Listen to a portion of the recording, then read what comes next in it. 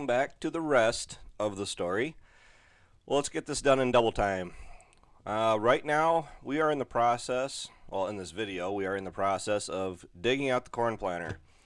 I've said it in previous videos that the planter needs a bunch of work, and this is the start process of those jobs.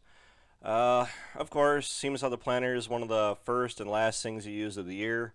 It also gets buried in the back of the shed.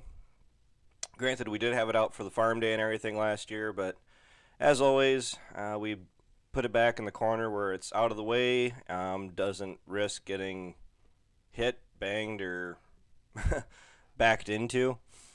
I've tried to get away with just putting this brush cutter in out of the way by the 4020, but thing was a little bit wider than I gave it credit for.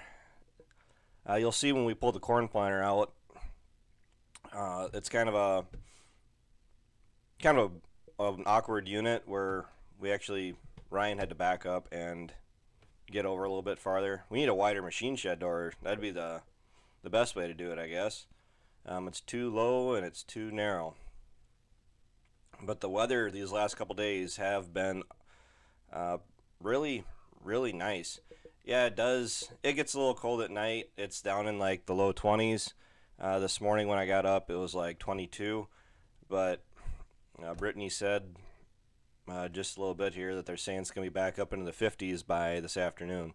So I think everybody can agree that's very, very nice. I can say as we were pulling this stuff out, I don't know if you guys can really notice this in the video, that the 630 needs a little bit of attention. See, there's a little bit of an oil leak right there. It's settled. It has a raise lower inline stop valve on it. The valve itself looks like it is or has failed right around the valve itself. It's not on the inlet or the outlet side of the hoses. It's the see. I didn't realize from where I'm at or where we are currently seeing, the back end of the disc was pretty much dragging on the ground. It's a minor thing. I've changed some hoses out on this disc already. I'll probably be addressing that later on. It's really not really pressing, to be quite honest with you. It's really just to make sure that it didn't fall in the first place, settle. But I backed the 76 up to it off camera and I raised it right back up. This disc wasn't used last fall at all. When I first bought this disc, I bought it with the intention that I could use it for spring seed prep and also for pulling it through corn stalks, which 2 years ago was the last time I used it in stalks. It does an okay job. It knocks the stalks over, but it needs, to be honest, guys, it needs the blades redone. It needs new blades, and that is the blades alone would be what, $3,500, and then bearings and anything else I decide it needs. So I'm kind of in the middle of the road if I'm gonna put the money into putting new blades on it or just use it the way it is for the time being. As long as we have the VT, the 630 really doesn't have a whole lot of jobs around here anymore.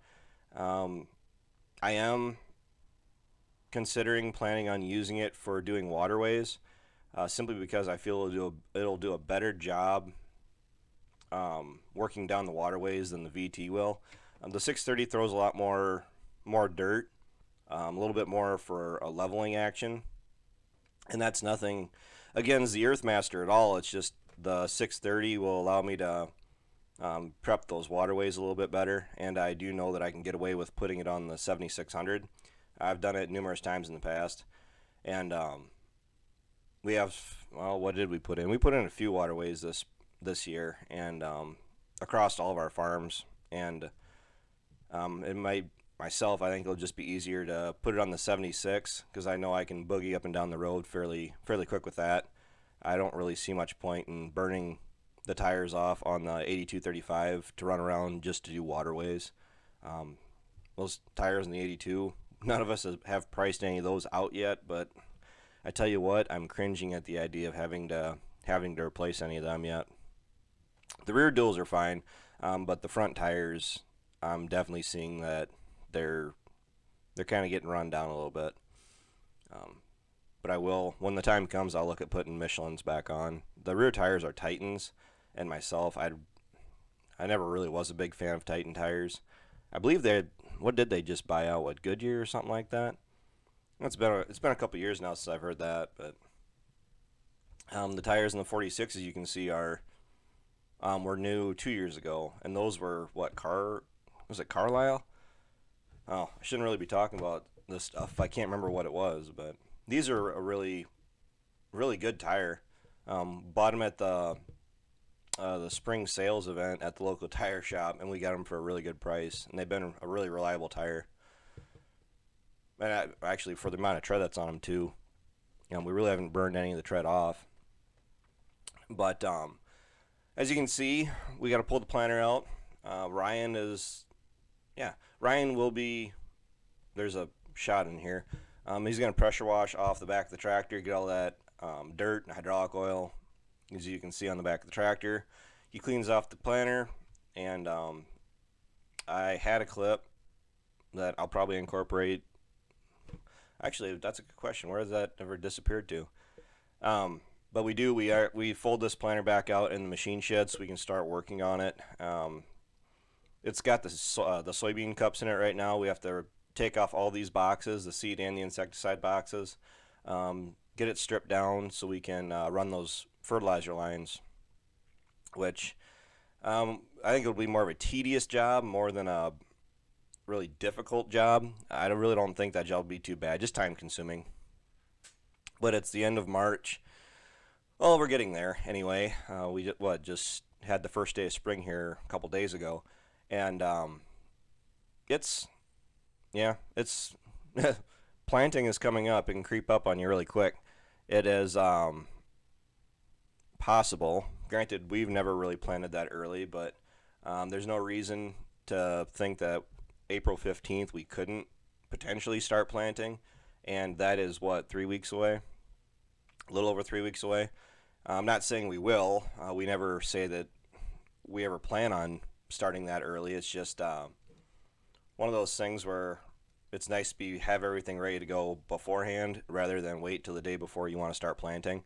Because the last 2 or 3 years, I kid you not, that's usually how planting creeps up on us. We don't have any plans on starting planting in any one specific day. We're outside working, and you go, you know what, it's kind of nice out, the ground's dry, it's getting warm enough out, and the ground's warm. I think we should start planting tomorrow, and that's pretty much how planting has started for us the last couple of years, and I don't really think this year will be any different. But usually, the last week of April is usually when we typically start, so I don't think this year will be any much different.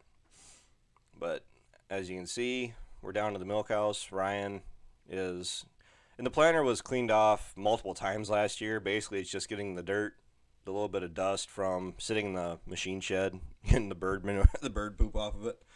So, well, that's all I got for this video, guys. Look forward to more planter work in progress videos. I got some other jobs here I want to get done. Fixing fence, checking fence is a big one. So, well, until tomorrow, take care, take it easy, keep in touch.